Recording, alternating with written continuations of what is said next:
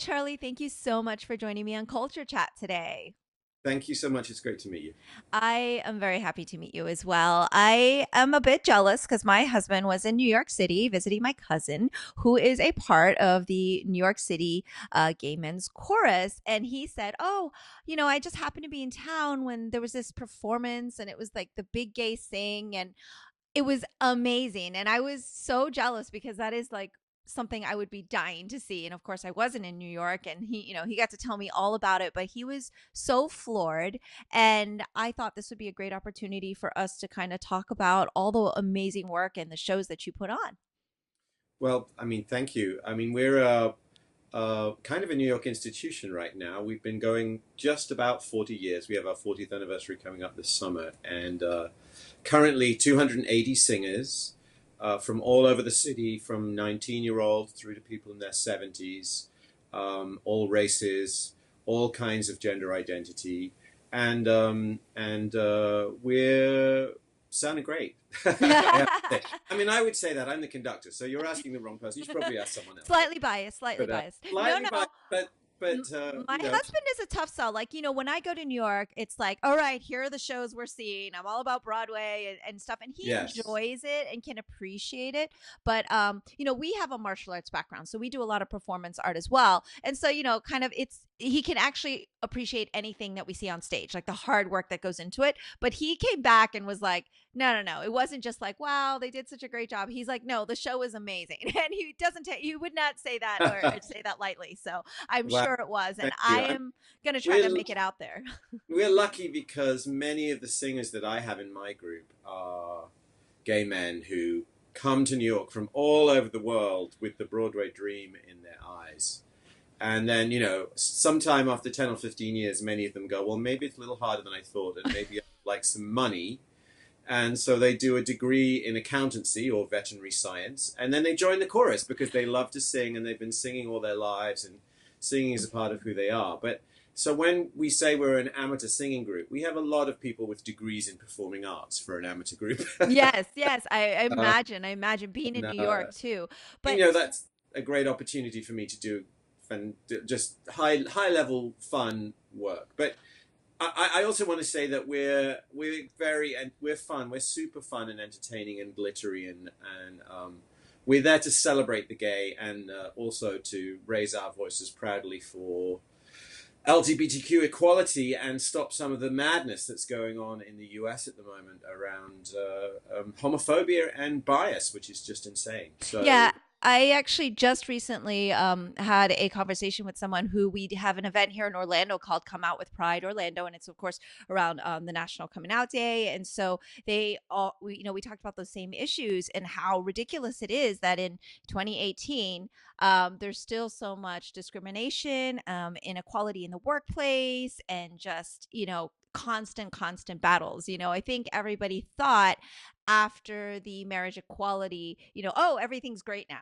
Like everything is good. But I mean, I think that's just like literally the first step on a long road that we still have to go.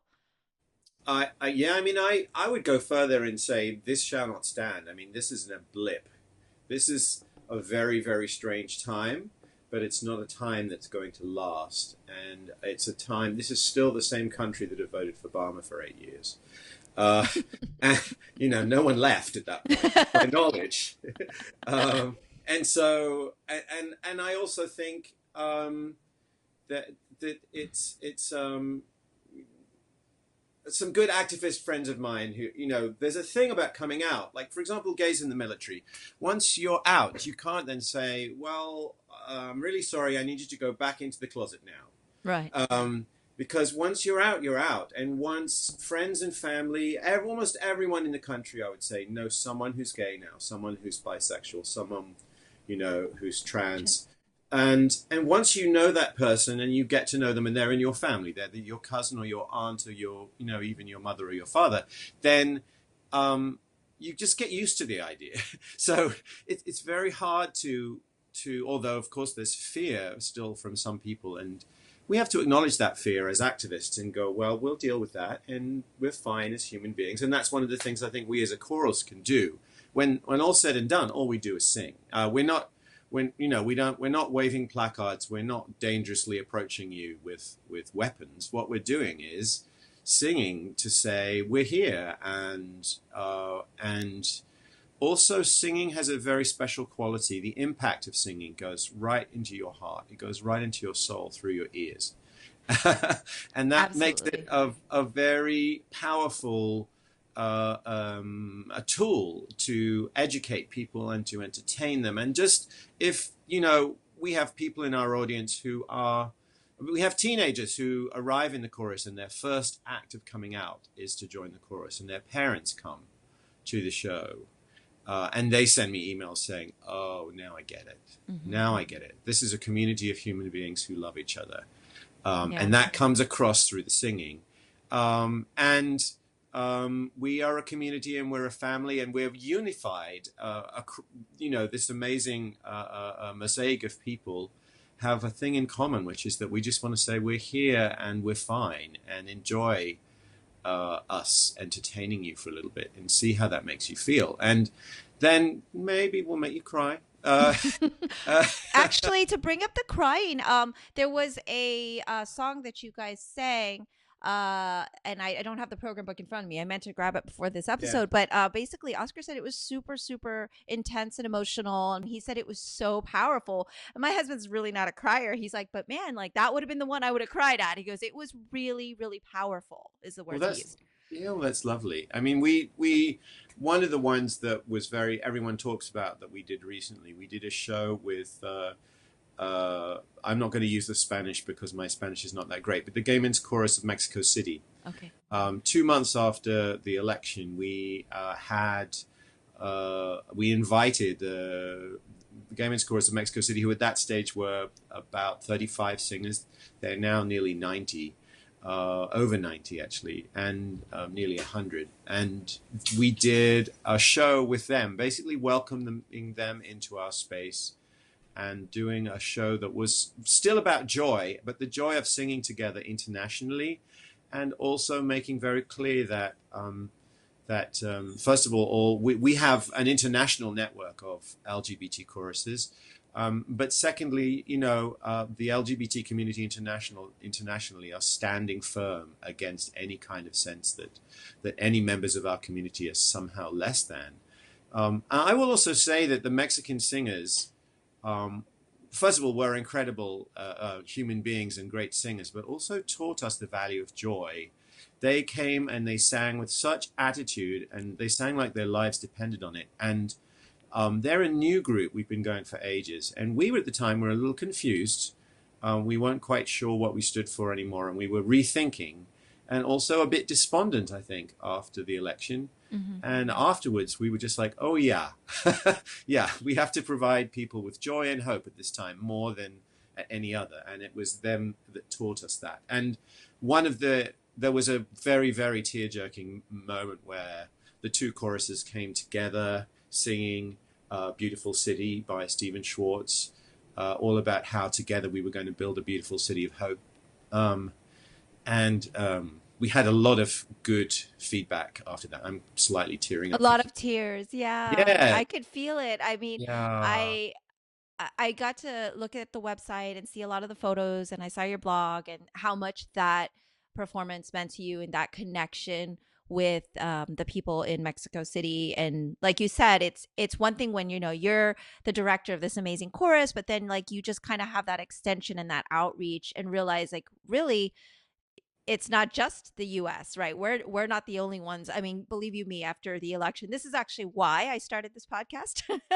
Really?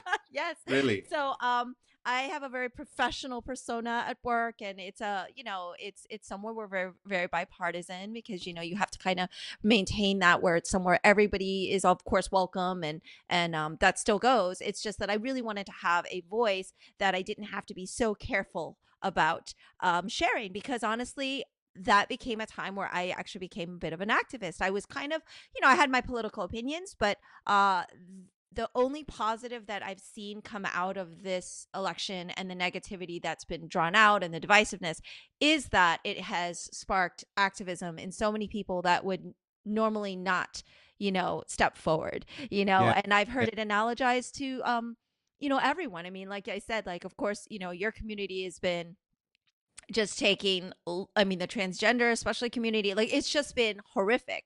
But then I've heard people analogize it to, like, when the civil rights era was going on, would you have stood up with Dr. King? Would you have actually marched as well? Like, this is your chance. So this is our chance, like you said, that this shall not stand. Like, this is our chance for all of us to make sure that we are looking back on the right side of history, trying to do what we can do, even a small part. And I know so many people around the world that are amazing. I wanted to share incredible stories. I do a lot of pieces on immigrants because, of course, that has been a very key issue in the news. And I feel like the more that we can share that, yes, we are all humans coexisting, there's more empathy and people can kind of understand, wow, listen to Charlie. He sounds really, really amazing. And he's doing this work that touches people's lives and Mm, inspires through music and song.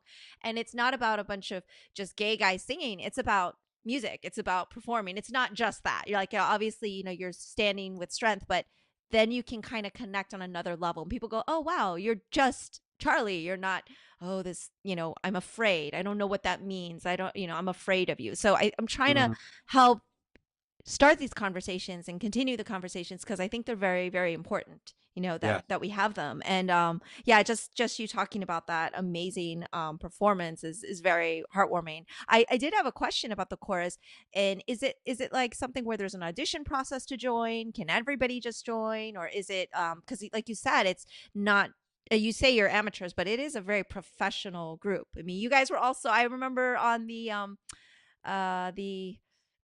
America's oh my America's Got gosh, Talent. America's Got Talent. Yeah, Yes.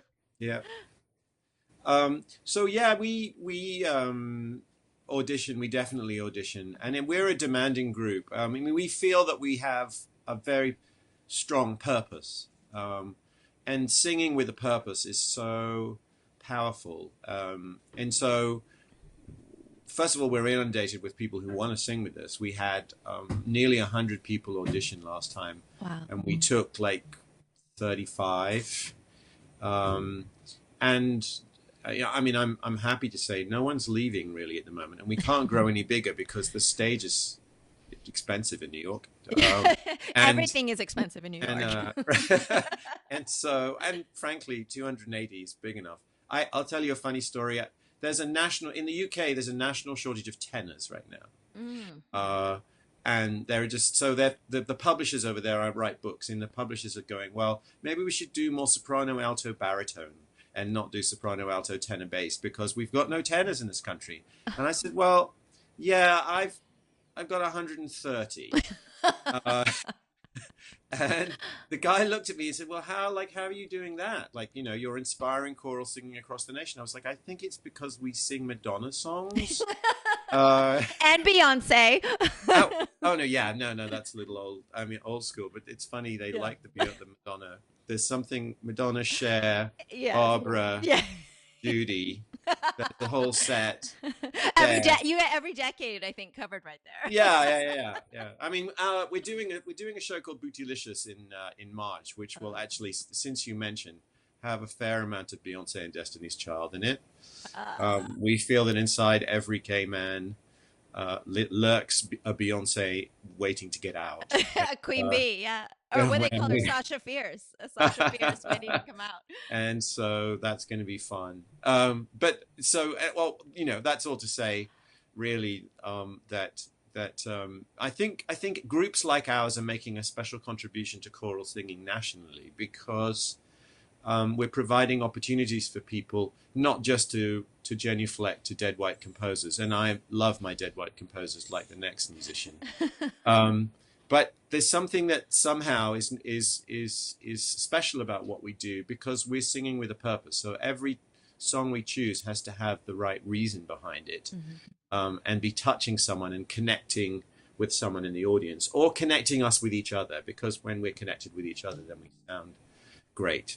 And there's But something that happens when you sing together. You create something that's bigger than the sum of your parts, and you create something that means something to you and is really just has a transcendence. I can get all mushy about spirituality and the role of singing you know, it's almost like church Hmm. for the 21st century for the people who are in the group. And I think even for people in the audience, for example, we're about to do a holiday show and in December, and people will use that as the opening, the beginning of their holiday season. We have to give them the feels. We have to give them that sense that, oh yeah, now I remember why I schlepped through the traffic to buy all those gifts and do all that stuff. You know, it's because this is the season. And choral singing does that for people. Singing does that for people. It wakes them up. It brings them up to a particular, can be a warm and fuzzy place. It can be an activist place. It can be, and so New York City Gay Men's Chorus has become a bit of a New York Christmas tradition now, holiday Yeah, tradition.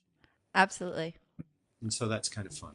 Absolutely. And I like how you kind of reference to the dead white composers thing, because traditionally when you hear the word chorus, that's what you think. I mean, I think back to my high school and I'm like, oh yeah, the chorus group in high school wasn't like everyone was dying to join. They probably had a deficit of tenors, sopranos, alto. They Right. probably had a deficit of all parts. But for this, like, it's always so spirited. It's very modern, but yet, you, like you said, for the holiday show, I'm sure you have a lot of traditional things in there so that people get spirited. But I think it's so Mhm. wonderful that you're able to take that. And I wonder, reading about you, it looks like you have a very, very strong jazz background. Yes. And it, to me, when I think jazz, I have a small little tinge of musicality. Like, I did music through school and everything. And I actually did conduct as well in orchestra, though.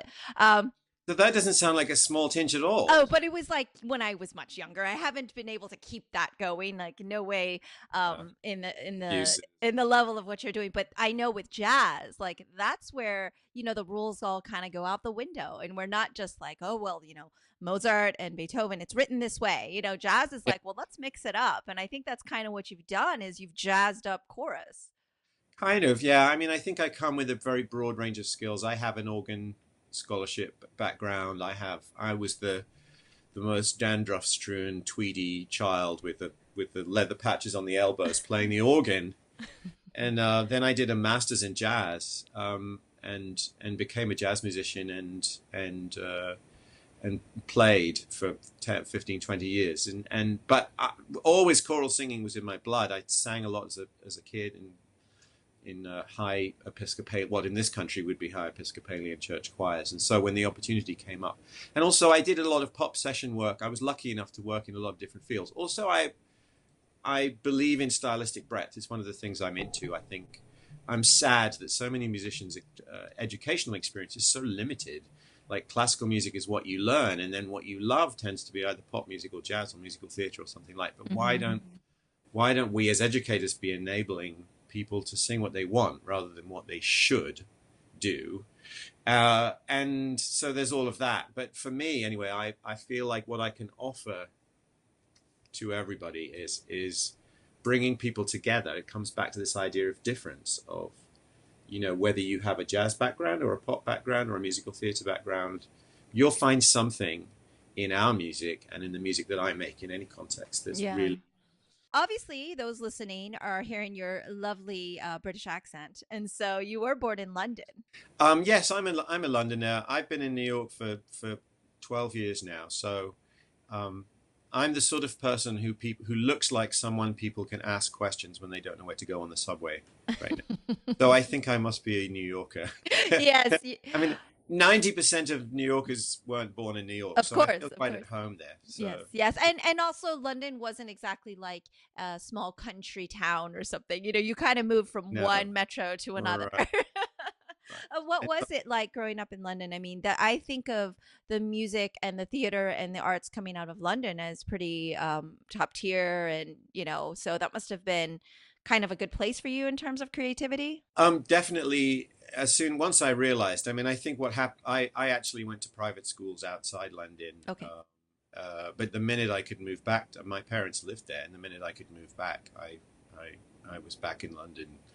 And initially it was contemporary music. It was Messiaen. It was Simon Rattle in the days where he was doing really crazy stuff, and going to Ligeti operas and stuff like that. And then, as I say, the jazz thing slowly took over for me and became the thing as a player, as a pianist, that I was really into doing, and more and more. And London's an amazing city. It has a depth of creativity and of culture and theatre in the same way, and arts as it always has, as New York has. And so you're right. It wasn't a hard transition. In some ways, it's much harder to go from Arkansas to New York than it is to go from London Definitely. to New York. You know, Definitely. so I get that. Yes, yes, yes. And I am curious just because I think most of the people I have interviewed and their stories they've shared is kind of been America based. And we were just talking about here we are in 2018 Mm, and we're having so much difficulty and just the LGBT community has been facing so many trials and tribulations. I wonder what that was like kind of for you back in London, kind of your discovery and what it was like for you in that in England as a country. I mean, what was that climate like? I mean, I just watched the a very British Scandal. Is that what it's called? I just it's yeah. so funny. And I watch a lot of films that kind of showcase that time period. I think it was in the Wasn't Hugh late Grant 60s. wasn't Hugh Grant great in that though? He was incredible in that. It was like kind of I how mean, in we'd a very never seen surprising him way. before. I thought I'd seen everything Hugh Grant Yes, it was could do, like a but new Hugh Grant and it mm, was it was fantastic, but then I thought, "Oh my god, like that they kept saying like this really happened. This was a real thing." And it was it was the real crazy. thing. It was really crazy and I think, "Wow, you know, what that must have been like for him being of course, in politics and everything like that and being, the head of the party and but I mean, we always look at celebrities and government officials and what, but to me, it's just about every human. So I was wondering, what the climate was like for you during that time, because I mean, you were around during probably a big transition for the country. Yeah, I suppose I hadn't. That's interesting because I hadn't really thought about that before. I mean, I had compassionate, liberal, middle class white parents. I won't say coming out was easy because it's never easy for Right. anybody. Um, and uh, and it also there was something about becoming a musician and becoming a gay man, both of which I suppose identifying as both of those. I knew I was a musician and I knew I was gay, but I just there comes a moment where you go, oh, that's the person I am then, and then you have to start thinking about how you tell everyone Yeah. that, and that I mean it was hard because it's always hard to define yourself as different, and this was 1983, 84, I suppose, in a relatively supportive college university environment. So it was good. I'll say one thing about it, which is you still the thing about having to do that is often that gay men are really good at keeping secrets and learn to live their lives in compartments. Certainly in the old, very very closety days, and I still see, one of the phenomena about being in the chorus is I find people who are coming out later in life. Maybe they've even had a wife and kids, and then in their Yes. 40s suddenly decide to do it, or they're 19 and they're just coming to it. And then sometimes you find people who are like, "Well, I came out at 7 because I was living in San Francisco," uh, and you're And like, I wanted to "Sure, belong. right, right, right, right, yes, exactly." But whenever you do it, there's a journey that people who are different have to go through if it's a secret difference. I think with race it's different because often the color of your skin or something about the way you speak or It's something is visual. visible or Yeah. audible, but there's those secret things. Sometimes it's the same with disability. Maybe you have a hearing issue or whatever it is, but those kinds of challenges where you have to go through a process of lifting a veil of some sort, and Hmm.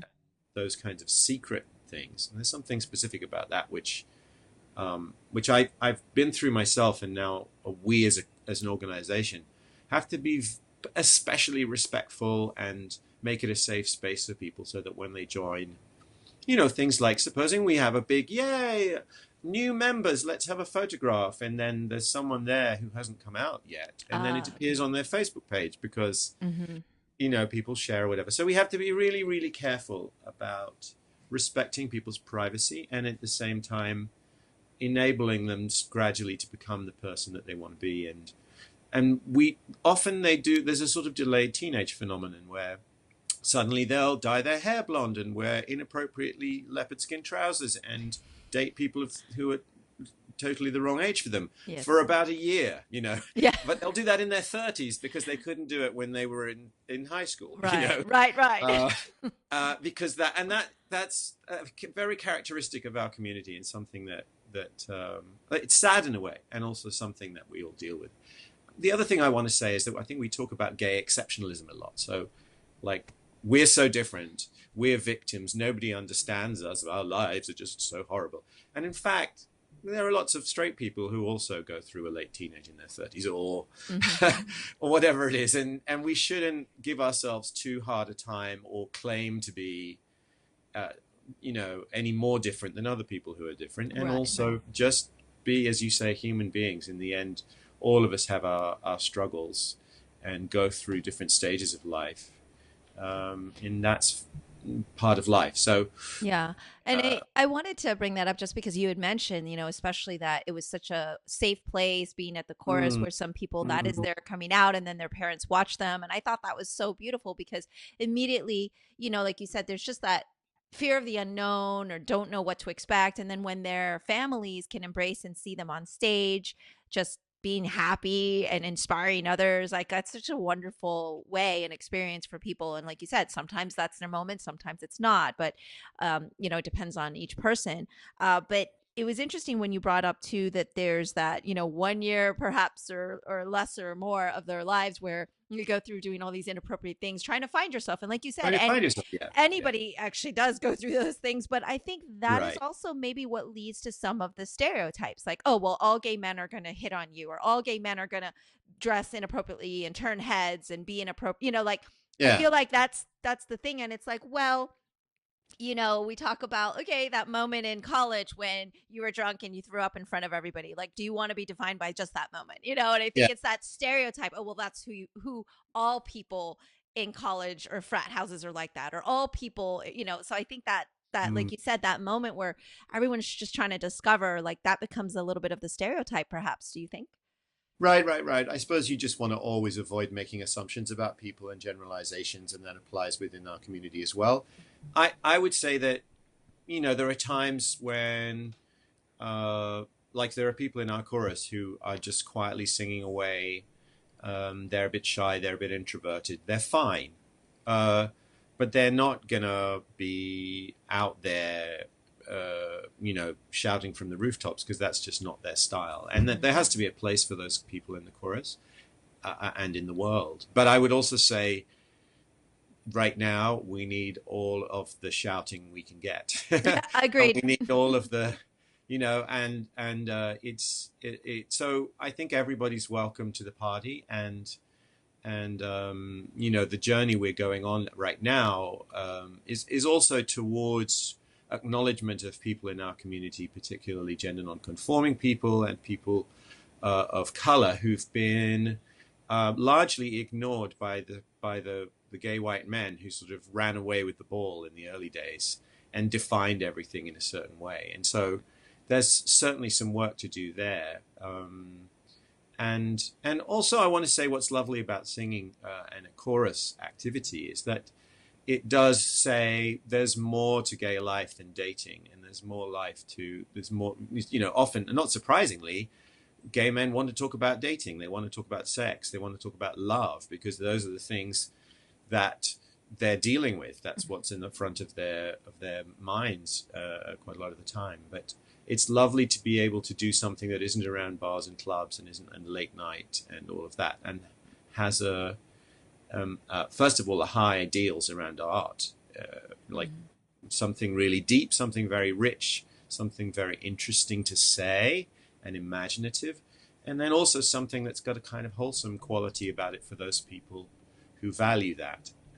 And it's great that we break boundaries. It's great that we're out there. We're a very sex positive organization. I finished a holiday show a few years ago with a bunch of guys in rubber suits and doing one arm press ups with parts of their anatomy showing that in other choruses wouldn't necessarily be showing. And Well, you're a very and so progressive chorus. we're very progressive in that sense, and we don't mind offending people with a twinkle in our eye. you know. Well, we Um, can't go around in life being on yeah. eggshells the whole time, No, and right, like you said, it's right, kind right. of, but at the same time, it's also art, and that's subjective. So, and And honesty we're will often always asked to offend sing. somebody, no Right, matter and what. we often sing the national anthem at at football games and Yes. stuff like that, and then we're just there, in our tuxes or in t-shirts and jeans, singing nice, singing pretty. So we cover the whole gamut, and that's Right, what's right. fun. That's what's fun about it. That's Yeah, and speaking of the whole no gamut, boundaries. you have been doing, I guess you've been the artistic director for like 8 years now, and 12. Yeah. 12, oh, 12 years. Ah, Okay, so you gotta update your bio on your site. yes, I probably. I'm behind. Oh, so basically, did you move from London to become the artistic director? I mean, that was about the same time That was what transition. happened. Yeah, I was the artistic director of the London Gay Men's Chorus before, and Oh, then wow.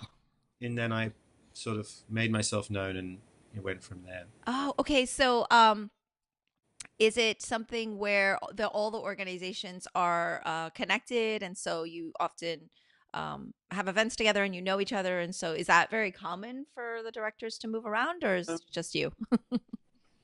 I think crossing continents isn't necessarily something that everybody does. But yeah, I mean, we do know each other, and I'd actually never worked with the New York group before. Okay. Um, What was uh, that like coming in? Because the chorus was already established. There was already members, and you're like, oh I'm the yeah, new director. And were they yeah, all very excited because they knew of your work in London, or were they all like, yeah, pretty much. yeah, Pretty much. I mean, I think as director of a chorus, you're never going to please everybody, and also gay men are known for having opinions. I'll just put that out there.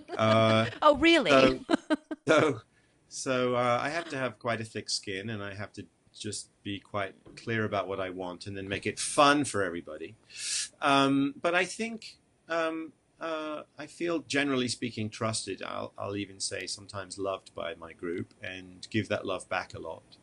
And then we have our disagreements, because that's part of the process, and it's an open group. It's a group where everyone can say what they want to say. I see. So in terms of programming though, like you got the Christmas Mm. show and then or sorry, the holiday show coming up and you have the Bootylicious. Like, do you kind of plan, you almost have to plan a whole year out of your calendar. And so Yes, definitely. creatively, Mm. is that something where you ask for feedback from the group, or do you go, okay, here's the set list, here's what I've been feeling. I mean, how does that creative process work? So we do membership surveys after each show. So I'm keeping in touch with what members think, and we have an executive director who's telling me what audiences are thinking, and I just am out there. It's my job really to be very well connected, to talk to people informally of all sorts, and make sure I have a sense of where everyone is in the world, um, and then I bring to that, I hope, some expertise and some knowledge of repertoire and some ideas that maybe other people haven't thought of. And I think the people who know my work over a few years would say, yeah, that's a Charlie show. There's something that I bring, which I hope is partly about joy. I hope it's partly about, well, I get pretty childlike on the podium. And like, if you're not having fun in almost any activity in the world, you're doing it wrong. Uh, and and so I feel like that's a very important a part of what I do, is to bring some energy to things and some enthusiasm. And then on the repertoire front, it's New York, so I'm thinking carefully about a New York audience. They tend to be skeptical. They tend to think they know everything about shows, and then they'll be there singing along with us while we do "It's Raining Men" for the 150th time. Uh, that one's popular, yes. the most skeptical of them, I dread that song personally. I never need to ever do that song again. But we do it because everyone loves it, and the New York audience will say that they don't, and they'll go, oh, they'll roll their eyes and go, oh, Sondheim, darling. And then when you actually sit them in the seat and say, come on, you're going to have fun singing along with us, then they actually do. And then they go, oh, yeah, actually, I do know all the words to this.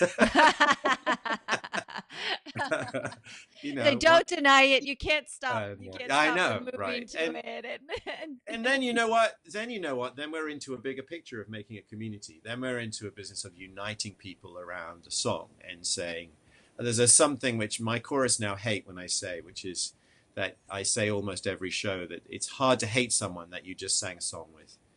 Um, you know what I mean? Like if you've yeah, done karaoke with someone, they're kind of your friend. yeah. There's a Possible. bond. The There's a karaoke bond. bond. There's a shared experience there at least. And so singing is a very special activity for them. I mean, it's exactly the same as being on the same football team as someone, Right, or right, right. You're a you team. know. But Absolutely. yeah, and then once you're a team, I'm a human being, you're a human being. We can talk about stuff, Hmm.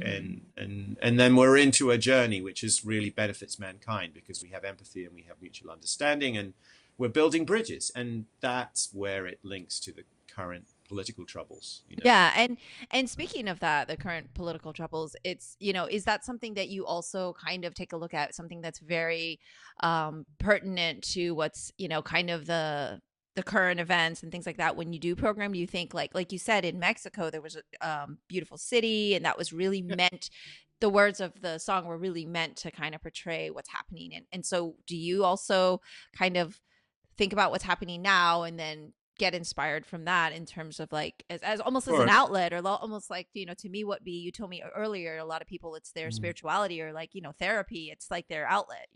Yes, yes. So I'd say, I mean, we're in the middle of programming our 40th anniversary show at Carnegie Hall in June 2019, and that's going to be a show with a unique commission celebrating the 50th anniversary of the Stonewall riots, Stonewall Uprising, as we're now supposed to call it, Hmm. and um, the thing about that was that that has to be very, very carefully, that kind of commission has to be very, very carefully attuned to the times, attuned to, and I think if it was the era of Obama, the story of that show would be, let's celebrate 50 years of achievement and woohoo marriage equality, aren't we great? Hmm. And now there's a kind of different message to a show like that, which is much more about like the spirit of Stonewall that we had in the 60s, that radicalism, that activism, and also that lack of compromise is really still very relevant today, you know. And so we when we've been considering the concept of that show, we had to think very, very carefully in terms of the way we briefed our composers about how we wanted with the story that we wanted to tell, and that story has really changed in Yeah. the even the last year, and that makes the art, if we do it right, it means our singing should be relevant. The audience should go, yes, that's how I'm feeling, Hmm. and also that's how the world should be, and that's what we do is connect with audiences, and that's the impact that we have in the world. That's our joy is bringing people together. Yeah, and I think you do a fantastic job of that. Would you say, like, in your opinion, because we've talked a little bit about politics now and the kind of the state of the country, the world, and how things are viewed. I, like you, had thought, back when we had Obama as president, that we had made so much progress, that people could look past so many things. There were these steps made for so many different groups, like you said, for for people of color, and then for the LGBT community, for so many people had this like kind of, oh wow, we're really getting over boundaries and things are changing. And then of course after the last election we realized, wow, so much of the country does not feel the same way, and they're hurt, they have their own opinion Mm. of what they're upset about. But in terms of for your community, for the LGBT community, do you feel then there has been a regression, or kind of things a regression from the progress that we may have made? Or do you feel like it's just kind of better to know now where everybody's standing, because that way we're not in like this delusion of, oh, everything's great, like, what's your thought on that? Gosh. I think that's a really, I mean, that's the question of the age, right? Thank you for that. I'll just solve it right now in 5 minutes and then we're done. Um, I, I mean, I feel a bit of an outsider still in the US from that perspective. Okay. I mean, I will say that I don't really understand what's going on in my country at the moment either. Okay, So, yeah, that's something uh, we haven't talked so about. and I mean, it's not relevant, but you know, um, my values are about generosity of spirit, and particularly to other people, people who are different. And the values of my organization and my chorus are aligned with that. And I think, I mean, I want to say that we may not really know what happened for a very long time, but something Yeah, has, and it's not related to particular political parties. It's not related to particular administrations. It's something deeper, because it's happening all over the world, and it's happening almost regardless of who the person in charge is. And so this doesn't end, whatever this turns out to be, right. with an election this something more fundamental has been revealed. Um, I do think our community was, certainly the LGBT community was. I mean, it's happened for us, first of all, in a very short space of time. I mean, if you think back to, again, thinking back to Stonewall in 1969, where, we've done our homework about that, and the Stonewall was a tiny, tiny dive of a bar, where you had to knock on the door, and to get in, you had someone pulled back Like a a little. speakeasy. You went in, and then the you and they were raided by the police so regularly, and there was a desperation about gay men's lives, and what were then called transvestites' lives, in those days, and the Stonewall was this place where there was this freedom, but it was a very, very narrow freedom in this tiny place. Everywhere else, it's almost impossible to imagine how unacceptable being gay was, and that was only 50 years ago. And now, two dads, two moms, marriage equality, that it's not perfect. Of course, it's not perfect, but that's Right. partly because it's happened really fast. So some states are ahead, some are behind, and there's a sense in which there is a lot to celebrate. You compare that to civil rights, the African American journey, towards a more progressive equality, and that's so much more problematized, and it's happening so much more slowly. It's embedded in the history of this country Of in such a course. different way. So we have to be just very cognizant of that, and Hmm.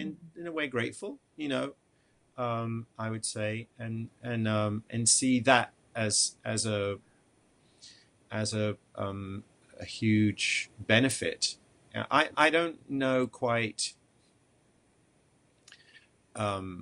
whether we're at a sort of halfway point, that this is just like we got to a plateau and then we're going back a little step and then we're going to jump forward again. Right. Whether this is something that's more of a circle, maybe there is a sense of coming back to where we were in 1969 in spirit, not necessarily in going back into the closet. And again, the thing I said at the beginning, which about how once you're out, there's no way back in. So you're not ever going to be able to go back to a situation. All you're going to get is a lot of angry gay people. You're not going to get a lot of people who are like, okay, right, forget I was gay, because that's impossible. Yeah. That's, Strike that, reverse it. do you know what I mean? Yeah. Because first of all, it's impossible, and secondly, people wouldn't do it. Right. So, nor I Should mean, they? Yeah, that yes, but shouldn't you know what I'm shouldn't saying. even be It's a just thing. Yes. absurd. It's completely absurd. It's like when someone, when you discover that someone likes anything, you don't then suddenly. Yeah. So, Who you are is so who you are, you know? yeah, yeah. As I say, I mean, I think something's going on worldwide which we haven't got to the bottom of yet. And all we can do is stand firm and say, here we are. And I'll say something else about this country, that it, compared to the UK or Europe, the political administration system in this country pulls everybody right over to wherever the president or so we were pulled right over to Obama land. Yep. For 8 years, and now we're pulled right over to this other place, and we'll be pulled somewhere else again soon. So Hopefully it very could be, soon. Well, and it could be worse or it could be better. Who Yes, knows? yes, this is true. Uh, This is true. Which so is why I think it's important that, you continue singing, you continue your awareness. I mean, and we continue having these conversations. But well, I that's know that really you're very you have a lot of humility and you're very humble, but for me, I see you as, quite a leader and spokesperson in the LGBT community, like kind of worldwide. And, it might feel like there's a bit of responsibility on your shoulders. Do you feel that pressure, or do you just like, I just love what I'm doing and it's easy, easy? a bit of both. I love what I do. Love what I do. I have no problems getting up in the morning. It's worth mentioning the international scene. I mean, I'm lucky enough because I'm on the board of Gala Choruses, which is the organization that is the umbrella for all LGBT choruses in the US and Canada and Mexico, and also has strong international links with the European organizations and the organizations in the Far East in Australia, New Zealand, and all over the world. So this is a world movement, and we're in a place now where, although there isn't progress in America, in North America, there's huge progress. And for example, in Mexico, where we have this new chorus, which has only been going for 5 years, which for the first two was operating out of someone's apartment and consisted of 15 and 20 people. And now suddenly there are 90, and we just did a show with them in Mexico City to an audience of 3,000 in one of the top theaters in Mexico City. In the Far East, we have new choruses popping up everywhere. Mainland China, there are a large number of LGBT choruses now, and they're growing. In Really? Japan, there are 14 LGBT choruses in Tokyo alone. Australia, New Zealand, there's a whole movement.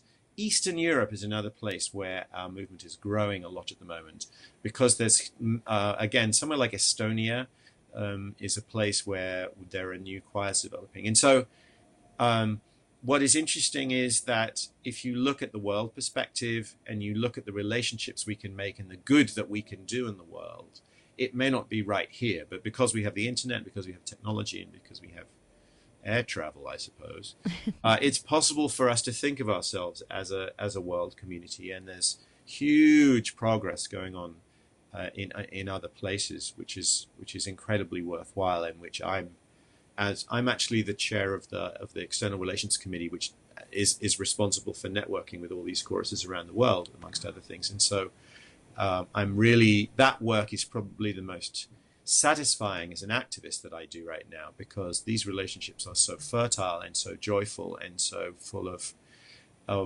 good artistic work, and it's not work that's anything like the work that's going on in America, because singers in South Korea don't want to sing those songs. They've got their own songs. Yeah, I'm sure they do. You know what I I'll tell mean? you the one thing with Asians, being Asian, it's like, oh, they love singing. And They that's why that's what karaoke is so popular there. that's what I'm saying is it's fertile ground Yes. for the kind of work that we do, and it's also fertile ground in terms that many of like the U.S. in the 70s, yeah, homosexuality was legalized, but it was still culturally not understood, and Hmm. that's the kind of situation where the work that we do really, really helps. And there are many places in the world which are in exactly that place. I mean, India is a place. There's a fantastic LGBT chorus in Mumbai, and they were campaigning for the repeal of Section 377, and they got it. And marriage equality is next for them. And now Singapore also, because they also have the old British colonial Right. crappy old-fashioned Yes, laws. yes. There's so much Uh, they don't realize about those and do you know countries. what I mean? And Yes. so um, the dominoes are falling gradually in all Hmm. sorts of places, and it's great to be able to make even a tiny contribution to that kind of world movement. And what's fun about my organization is that New York is, you say New York City Gay Men's Chorus, and it's a beacon for the world, really, Absolutely. of tolerance. People, I think New York, probably London, probably Sydney, are places which people recognize as having a special tolerance and a special understanding of difference, and so Understanding people. and embracing too, Right. So which I have is people in my nice. chorus who've come from Venezuela, people who've come from the Philippines, people who've come from all over the world. to come out and be themselves, and then sometimes they go back to their countries afterwards and Mhm. spread the word and start choirs and do their own great work, you know. Amazing, super inspiring. I loved hearing about all of it. I would like to know, Mm. because you are so, uh, you know so much about music, and you've mentioned that you're good with never having to perform It's Raining Men Again, and even though it's fun once you do it, but what are I'm some of your joking. I was I know, joking. I It'll know, I'm teasing. really But what very are some soon. of the ones that are like literally your favorite, or what's something that you haven't gotten to really perform yet that you've always dreamed of, but it's like waiting for the right show or something? Oh. Um, wow. Um, there are a lot of songs to choose from. I know, I know. It's I, like asking what your favorite song is, but no, I mean, it can yeah, kind of like I would be say circumstantial. there's a song that I'm going to refer to my members. There's a song that we do called Home, which was originally made famous again on America's Got Talent by Philip Phillips. And it talks about making this place our home, and home is a place of belonging. And it's an assertive song, but it's a song that anyone can sing about this is our home, and we're glad to be here, and this is where we belong. And we love to sing it, and everywhere we sing it, um, people sing along, but also they get what we're saying. It's a very simple. It's a pop song, but it's also very deep about we all as human beings feel that we have a home, that we need a home, I should say, and many of us do. And we first did it when we had a New York show, a show that was about the city and what the city meant to us. Everything from gentrification through to horrible subway rides, trying to capture what our lives were like as LGBT citizens, but also just as people. And that was one of the songs we sang in that show, and it was a moment, particularly powerful moment of. And I've conducted groups in Australia singing that song. I've conducted groups in London singing that song, and it always creates a response in people, because there's a feeling there that we all share of needing to belong, of needing a family of some sort. And there are a lot of people in my chorus who've been thrown out of their homes by their parents, or were at one stage. Maybe they've been reconciled, and not all of them. Obviously, we don't want to claim victimhood again completely, but it's worth saying that Of course. my chorus, many of the people in my chorus, spend Thanksgiving, which is probably the ultimate US kind of home time, with other members of the chorus rather than with their biological family, because those are the people who they can be real with and who they feel comfortable with, and they have deep relationships that go back in some cases 40 years. And so that's again one of the things that I think we can provide. And again, that song says that for those singers, when those singers sing that song, it means that to them. It means I'm here with my friends. Yeah. I know every show is very different. Yeah. And as the director, and you're the one up there, and I mean, I know that, I haven't probably performed nearly as much as you have, but I know that there's certain parts of the show that's kind of like the pinnacle, like your favorite. Sometimes for people, it's like the show's Uh, wrapped, I feel good. Is there a certain part of the show that you are, where you feel like that is the height of the show? And then also, do you prefer it when you have people laughing or crying during your show? uh, Because you seem well, to evoke both emotions. Like, the those are hard questions. I mean, I would say we try and get through a range of emotion in the show, right? yeah, So yeah. I have to say, there's something that people. I'm trying to think of a song that really generates this. There's one of the directors I've worked with who's actually a member of the chorus and is lovely. It's a guy called Jeff, and he says that one of the things he aims for is a condition that he calls happy sad. And there's sad, like I'm really going to take you to a dark place now. We did a show about crystal meth addiction Ah, in the gay community, which is a very dark subject. And there was a moment there where someone's literally facing death with a meth pipe in their hand, going, am I going to keep going with this, or am I going to choose a different path in my life? And that was musically very dark. That's sad. yeah. But there's a happy sad. There's a feeling of I'm so happy that I'm crying now. I love it. Uh, and oh, that's so nice, right? Hmm. That feeling. Yeah. You know, I'm trying to think of a song that sometimes Moon River sometimes does that for me. Oh, yeah. That makes There's a me think of place, you know, Breakfast and at Tiffany's. yes, right. And I'll, that song "Beautiful City" that is very close to our heart because again, it's about building a. It can be seen as just about New York, but it's also about building a beautiful city of hope in our hearts, and it's about coming together with other people and unifying with them and stuff. Those kinds of songs, which do make people cry, and I would describe as happy sad. Um, is definitely what we aim for. We do. I mean, we've been singing. People keep asking us to do our RuPaul medley because it's pretty spectacular I when we bet. do it with all the drag queens and the glitter and the rose petals and the choreography. 280 guys with attitude. Um, it's we have 40 roughly drag queens in the chorus, and when Wow. they all arrive in their finery and also in sometimes their self-confidence, like they get out of my way bitches. Yeah. uh, that's a very powerful political statement, and it's a statement of joy and of also sometimes comedy, of hilarity, Yes. all at the same time. And those are lovely, particularly spectacular moments. So Well uh, said. I could see that because I didn't get to see the show, but I got to hear all about it, and I saw the program, and I could see where you have the happy sad because my husband did tell me Oscar was like, yeah, and then the drag queens came out, and it was like amazing. They were all pro. It wasn't just amateur hour of people dressed up, or like mm, we've mm. done like cons before where we've been to like cosplay events and we see people doing their thing. But he was like, this was like Kinky Boots level, and he's seen Kinky Wow. Boots, and then he said, like the other song that I was telling you earlier that evoked emotion. I think it was from maybe The Greatest Showman or one of the Oh, this numbers is you me. maybe, Yeah, yes. And he probably said this. like you had the two sides that were just like, and then he was like, and then that kind of made you feel like the other side of the coin where you watch Yes. something like Cabaret or Rent, and it's kind of a downer. It's just a bit of more of a downer feeling, like Yeah. so Yeah. Yeah. but it's evoking that emotion, so I can see throughout your shows,